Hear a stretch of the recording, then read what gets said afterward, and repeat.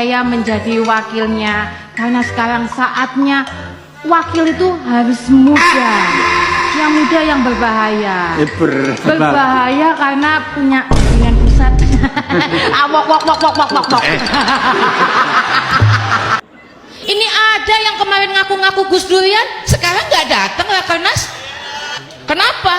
Sibuk joget gemoy. Kalian itu paham nggak sih betapa susahnya? Aku tuh ya nyari kerjaan, beneran loh susah banget. Sekarang kan kita bisa lihat di sosmed itu, di TV tiap hari orang ngantri untuk nyari kerjaan.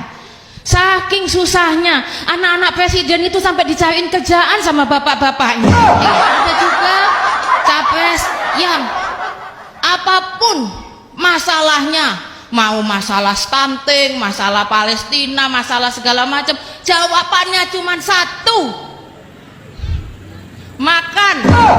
Entah itu food estate, entah itu makan siang gratis, entah itu susu gratis, ya kan? Aku baca itu visinya menuju transformasi menuju Indonesia Emas 2045. Wow, semua solusinya makan. Setelah tak baca, oh typo, ternyata itu tulisannya transformasi menuju Indonesia Gumus 2045.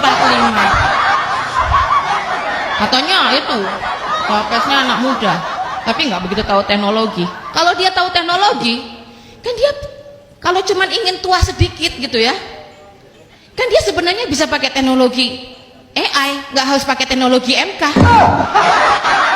Akhirnya aku memutuskan, aku mau mencari pekerjaan yang sesuai dengan aku, yang gampang bisa aku dapatkan. Maka aku mundur, Mbak Alisa, karena aku memutuskan pekerjaan yang paling mudah untuk aku adalah menjadi cawapres. Karena persyaratannya hanya butuh jadi anak presiden.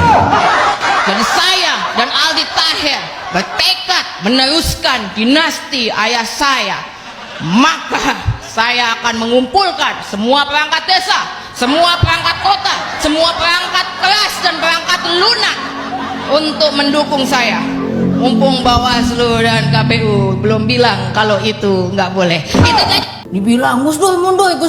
Padahal waktu bapak saya udah bilang, lah saya maju aja mesti dituntun, apalagi mundur, kan itu susah. Contohnya nih, saya nyetir, saya kemana-mana nyetir sendiri, selalu aja jadi bahan omongan. Saya datang, tadi saya datang, wah Mbak Inaya nyetir sendiri ya? Ya saya nyetir sendiri, kalau berdua gimana pangku-pangkuan?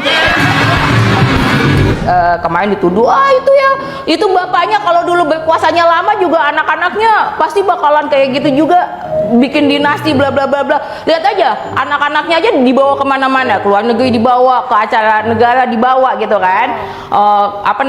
Itu pasti buat persiapan gitu. Mohon maaf nih ya bapak ibu, bapak saya nggak bisa lihat, jadi jangankan ke acara negara, ke kamar mandi juga anaknya dibawa. Ya gimana lagi ya? Gitu aja kok repot ya. Gitu aja. Katanya kalau sampai sudah tidak menjabat, itu keluarganya masih dijaga oleh pas pampres, itu betul? Jadi nyebutnya itu bukan mantan presiden ya, karena bapakku nggak pernah jadian sama Pak Jokowi kan. Pak Jokowi itu presiden RI ke-7. Jadi kalau nyebut mantan presiden berarti pernah pacaran sama presiden. Mantannya.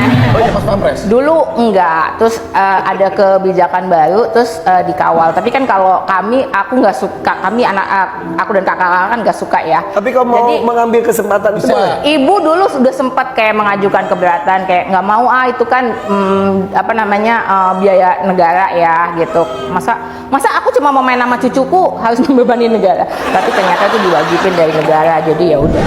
Tapi yang masih ternyanyi tadi dari materi itu tuh, yang diusir pas pampres ketika waktu kerja naik sepeda. Lagi bersepeda. Umur berapa? Umur berapa? SMA kayaknya. Ngapain main di sini? Emang ini tempat bapak lo? Gitu.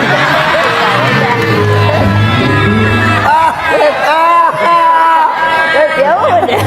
Terus ya udah aku cuma ketawa aja gitu kan, aku ketawa aja gitu, aku bilang oh iya maaf gitu. Terus ya udah aku pergi gitu. Terus pas sorenya komandannya datang, Mbak yang mana orangnya, ya mana saya tahu kan mukanya sama semua ya. Gua hafalin. Yap, itulah tadi aksi lucu dari Mbak Inaya, putri dari Gus Dur, di mana Mbak Inaya ini memberikan sindiran menohok buat Gibran karena Gibran sudah bermain culas dalam dunia politik dan bahkan menghalalkan segala cara untuk bagaimana agar bisa berkuasa di negara ini. Saya kira Gibran ini betul-betul memanfaatkan posisi orang tuanya sebagai presiden sehingga dia bisa ikut terseret dalam dunia politik dan menjadikan politik adalah lumbung penghasilannya dan memperkaya dirinya. Saya kira ini sangat berbahaya dan harus kita lawan apa yang menjadi perilaku busuk keluarga Jokowi dan juga Gibran yang berusaha membangun kerajaan di negara ini dan merusak demokrasi yang ada di Indonesia. Karena mereka hanya berpikir persoalan dirinya, persoalan keluarganya, dan tidak pernah berpikir untuk masyarakat.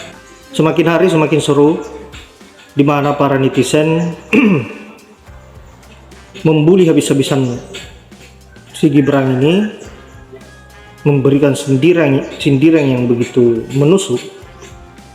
Tidak hanya itu, sekarang Mbak Inaya, putri dari Gus Dur, Presiden Republik Indonesia yang keempat, juga ikut menyindir apa yang terjadi saat ini di negara kita, bahwa mereka-mereka yang memberikan sindiran-sindiran yang cukup menohok bagi Gibran melainkan mempunyai alasan yang tertentu, karena Gibran dan keluarganya hari ini berusaha untuk mengangkangi negara kita dan secara terang-terangan memperlihatkan diri mereka bahwa mereka ini haus akan kekuasaan. Saya kira hanya itu. Terima kasih buat orang-orang yang selalu bersuara demi kebenaran dan menyindir, bahkan sindiran-sindiran yang sangat keras dilayangkan oleh para bundel-bundel yang haus akan kekuasaan, dan itu sah-sah saja menurut saya, karena kita berbicara bagaimana agar negara kita terhindar dari orang-orang yang memang hanya mementingkan isi perutnya, mementingkan bagaimana dia bisa berkuasa, dan itu harus kita lawan dengan cara apapun dan bahkan dengan cara yang keras. Baiklah, terima kasih buat sahabat-sahabat sudah menyempatkan diri untuk menonton video yang saya up. Semoga sehat selalu. Saya akhiri dengan ucapan wallahul muwaffiq ila aqwamit thoriq. Assalamualaikum warahmatullahi wabarakatuh.